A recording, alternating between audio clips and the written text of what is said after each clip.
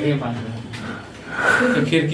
morning, student. I am Arkisa. Today I will teach you about asexual reproduction, especially for class 12. बच्चों, मैं राहुल झा आज आपको asexual reproduction जो कि क्लास 12th में आपको पढ़ना है बायोलॉजी में, उसके बारे में आपको कुछ जानकारी दे रहा हूँ। सबसे पहले हम डिस्कस करेंगे रिप्रोडक्शन की। Reproduction a biological process in which an organism produce new organism like itself is known as reproduction. यानी ऐसी प्रक्रिया जिसमें कोई जीव अपने समान नए जीव की उत्पत्ति करता है उसको हम रिप्रोडक्शन कहते हैं। After it we have to know about the types of reproduction. There are two types of reproduction, sexual reproduction and asexual reproduction. Sexual reproduction, the process of reproduction in which two organisms having male and female gamete involve and produce new organism like itself is known as sexual reproduction। यानी बच्चों, ऐसी reproduction की प्रक्रिया जिसमें दो जीव जिनके पास अलग अलग male gamete and female gamete हो, वह मिल करके अपने गैमीट का फ्यूजन करके नए जीव की उत्पत्ति करता है, उसको हम सेक्सुअल रिप्रोडक्शन कहते हैं। सेक्सुअल रिप्रोडक्शन आमतौर पे बड़े जीवों में होता है, जैसे ह्यूमन बीइंग है, गाय, भैंस, ईटीसी, प्लांट्स में भी होते हैं। लेकिन आज स्पेशली हम बात करेंगे एसेक्सुअल रिप्रोडक्शन की। Asexual reproduction, the process of reproduction in which only one parent is capable to produce new organism is known as asexual reproduction without gamete formation। Reproduction की ऐसी प्रक्रिया जिसमें सिर्फ एक ही जीव इन्वॉल्व होकर के नए जीव की उत्पत्ति कर देता है, उसको हम एसेक्सुअल रिप्रोडक्शन कहते हैं। जैसे आलू को काट लीजिए और उसको जमीन में आप लगा दीजिए, नए पेड़ उग जाएंगे, तो यह है एसेक्सुअल रिप्रोडक्शन। एसेक्सुअल रिप्रोडक्शन के भी बहुत सारे टाइप्स होते हैं।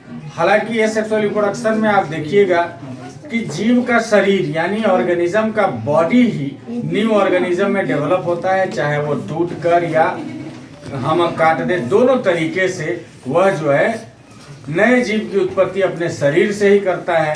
इसको हम एसेक्सुअल रिप्रोडक्शन कहते हैं। अब हम बात करते हैं टाइप्स ऑफ एसेक्सुअल रिप्रोडक्शन की। सबसे पहले हम बात करेंगे फिजन। फिजन मीन्स होता है टूटना। When the body of an organism is splits into two or more parts and all the parts develop into new organism is known as fission। यानी जब जीव का शरीर दो या दो से अधिक भागों में बंट जाए और सभी भाग नए जीव के रूप में डेवलप हो जाए, उसको हम फिजन कहते हैं। फिजन भी दो तरह का होता है, बाइनरी फिजन, मल्टीपल फिजन।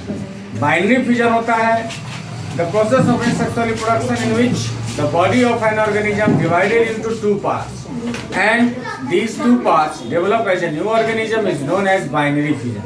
जब किसी जीव का शरीर दो भागों में बंट जाए और दोनों भाग नए जीव के रूप में डेवलप हो जाए, उसको हम बाइनरी फिजन कहते हैं। इसके बाद है मल्टीपल फिजन।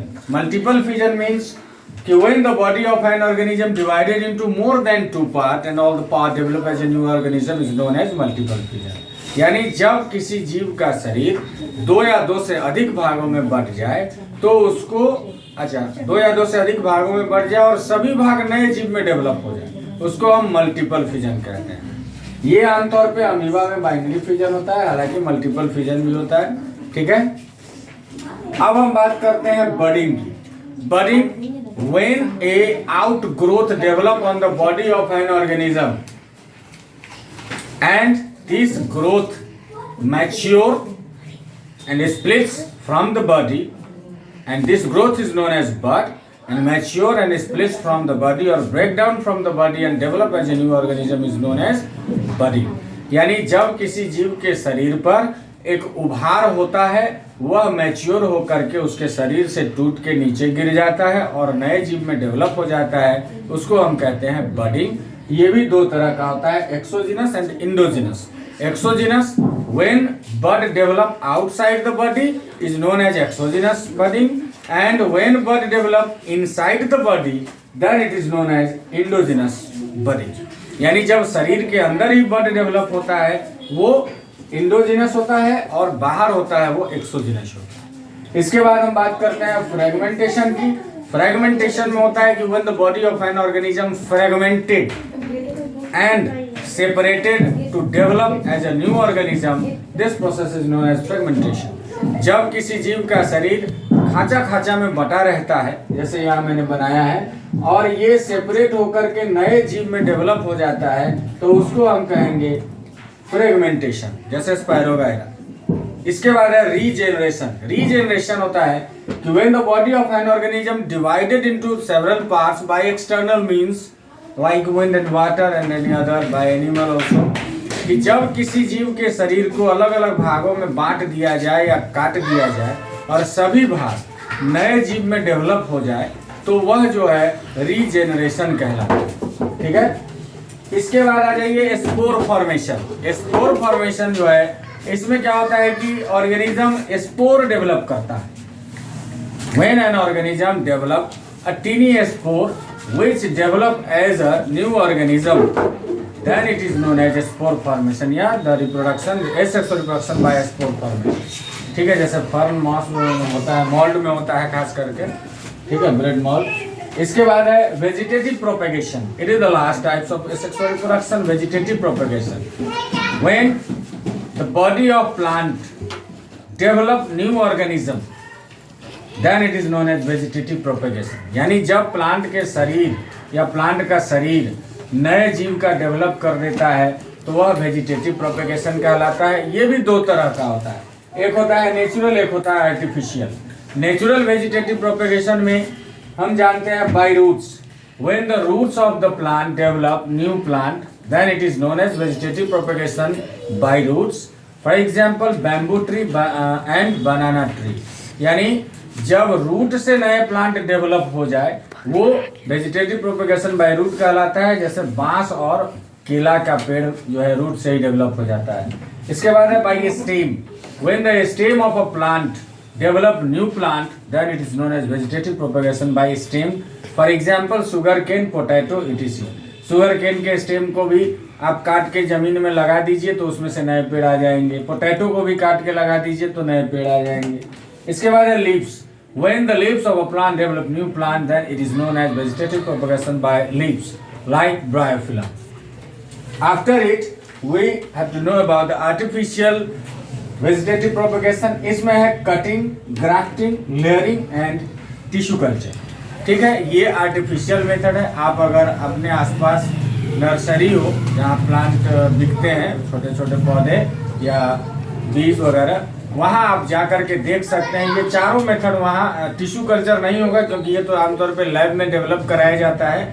लेकिन कटिंग, ग्राफ्टिंग, लेयरिंग ये आपको वहाँ मिल जाएगा कि दो स्टेम को काट के चिपका दिया जाता है, तो छोटे पेड़ जो नए पेड़ है उसको बड़े पेड़ जो कि डेवलप पेड़ है उससे चिपका करके बढ़िया से उसको एयर टाइट कर दिया जाता है, तो बड़े पेड़ का क्वालिटी छोटे पेड़ में आ जाता है, और तब हम कहते हैं कि ये फलाने वैरायटी के आम का पेड़ है। इस तरह से वहाँ वैरायटी डेवलप किया जाता है। हालांकि उसको हम फिर डिटेल में किसी दिन अगला वीडियो में डाल देंगे। आज के लिए इतना ही। अभी बच्चों, मैंने यहाँ बोर्ड पे ज़्यादा नहीं लिखा, आपको ओरली कहा, क्योंकि आजकल समय का अभाव होते जा रहा है। तो आप मेरे वीडियो को 10 बार सुनिएगा, देखिएगा, तो मैं जैसे बोल रहा हूँ आपको उससे आसानी से types of reproduction, types of asexual reproduction के बारे में समझ में आ जाएगी। इसलिए आप हमारे वीडियो को कई बार देख करके आप समझ सकते हैं, तो आपको याद करने की ज़रूरत नहीं पड़ेगी।